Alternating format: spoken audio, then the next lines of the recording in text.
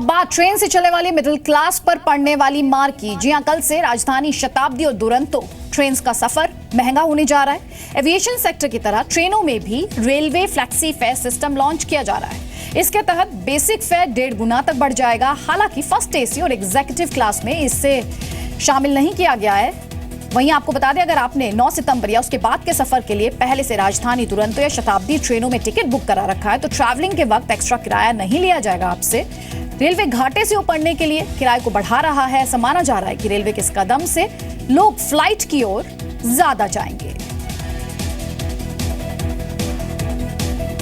तो 163 साल में पहली बार ट्रेन में एयरलाइन की तरह फ्लेक्सी फेयर सिस्टम शुरू किया जा रहा है।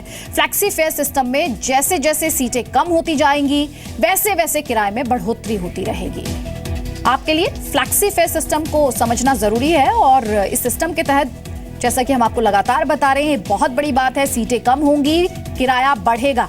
यानी अब राजधानी शताब्दी और दुरंतो ट्रेन में हर 10% टिकट की बुकिंग के बाद किराया 10% बढ़ेगा।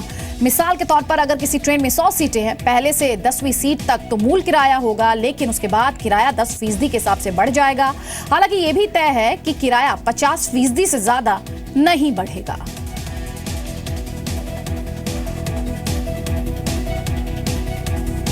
रेलवे बोर्ड के मुताबिक किराया बढ़ने का ये जो फॉर्मूला है, ये काफी सोच समझकर और रिसर्च के बाद अपनाया गया है। ऐसा सिस्टम है जैसा कि आप देखते होंगे कि इंडियन रेलवेज ने वही कॉन्सेप्ट जो वेरिएबल फेयर का कॉन्सेप्ट है जो कि एयरलाइंस वगैरह में भी होता है, और हम भी भारतीय रेल के ऊपर इसको पहले से एक्सपेरिमेंट कर चुके हैं। सुविधा पैटर्न की जो हमारी गाड़ियां चलती हैं उनमें भी एक डायनामिक फेयर सिस्टम है। उसी तरह से जो हमारी स्पेशल ट्रेनें हैं उसमें 30% एक्स्ट्रा के ऊपर भी हमारा एक सिस्टम है। जो हमने गतिमान ट्रेन चलाई है उसमें हमारा डिफरेंट फेयर है। इसी तरह से ये फ्लेक्सी फेयर सिस्टम जितनी भी राजधानी शताब्दी और दुरंतो ट्रेन है उनमें लागू होगा। अब हम आपको दिखाते हैं कि कुछ चुनिंदा ट्रेनों के किराए में किस तरह बढ़ोतरी होगी। मुंबई दिल्ली राजधानी एक्सप्रेस का बेसिक किराया 1628 रुपए है और कुल किराया 2085 है। मान लीजिए दिल्ली राजधानी में थर्ड एसी में कुल 100 सीटें हैं तो शुरुआती 10 सीटों का किराया 2085 रुपए ही रहेगा। अगली 10 सीटों के लिए आपको बेसिक फेयर 1628 का 10% ज्यादा यानी 163 रुपए देने होंगे। इस तरह कुल किराया 2248 रुपए हो जाएगा। 40% यानी 40 सीटें बुक होने पर बेसिक फेयर इसी तरह 10% बढ़ता रहेगा। 40 सीटें बुक होने के बाद यानी 41 से 100वीं सीट तक किराया 1.4 गुना ही लगेगा। यानी आपको आखिर के 7 सीटों के लिए 2737 रुपए देने होंगे। फर्स्ट एसी और एग्जीक्यूटिव क्लास को फ्लेक्सी प्राइसिंग से अलग रखा गया है, यानी इन दोनों क्लास में पहले जितना ही किराया लगता रहेगा। और बढ़े हुए इस किराए को लेकर लोगों की मिलीजुली राय मिल रही है। कुछ लोग कह रहे हैं कि इससे एजेंट्स पर लगाम लगेगी, तो कुछ लोगों का मानना है कि सिस्टम के लागू होने का कोई खास असर देखने को नहीं मिलेगा। स्टार्टिंग में कोई भी चीज आती है ना तो हम आम जनता के लिए थोड़ा प्रॉब्लम आता है। बाद में जब उसकी सहूलियत आने लगती है, सर्विसेज मिलने लगती है तो आदमी एडजस्ट कर जाता है। तो देखना तो ये है कि देखिए प्लेन में चल ही रहा था, ट्रेन में अब आने वाला है। थोड़े दिनों के बाद ये पता चलेगा कि इसके एवज में हमें सर्विसेज क्या मिल रही है। अगर कॉमन आदमी सेटिस्फाइड होगा तो वेलकम हो जाएगा। मेरे हिसाब से इसमें एडवांटेज भी है, डिसएडवांटेज भी है। एडवांटेज ये है कि जो आपके जितने भी ये ट्रैवल एजेंट थे जो ये एडवांस में टिकट्स वगैरह बुक करवा के रख देते थे किसी दूसरे के नाम से, वो चीज़ पॉसिबिलिटी नहीं हो पाएगी।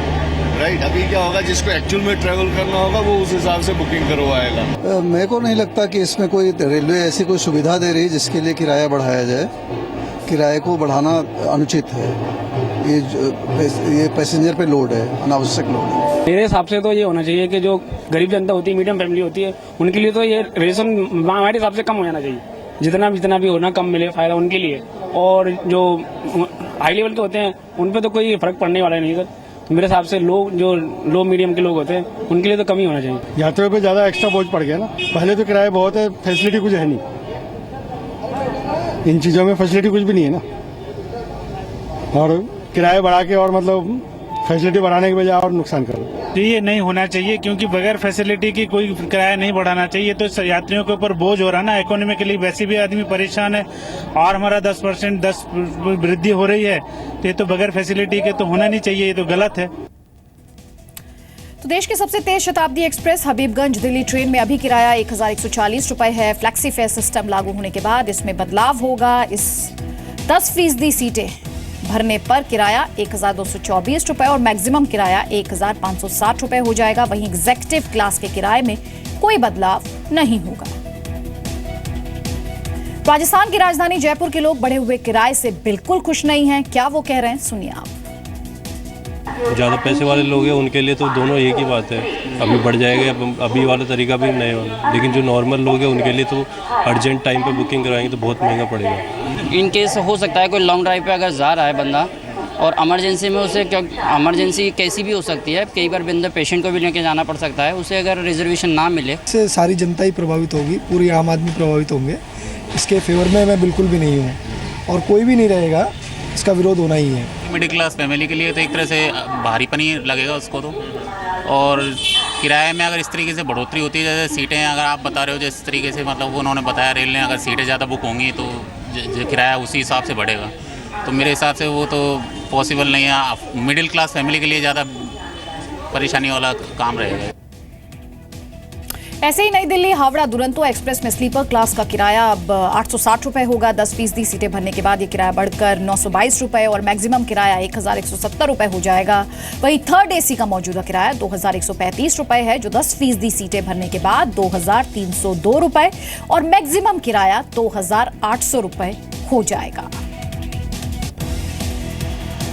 फ्लैक्सी फेयर सिस्टम का असर 71 रूट्स पर तीनों तरह की 142 ट्रेनों के कुल किराए पर पड़ेगा। इनमें 54 दुरंतो, 42 राजधानी और 46 शताब्दी ट्रेन शामिल हैं।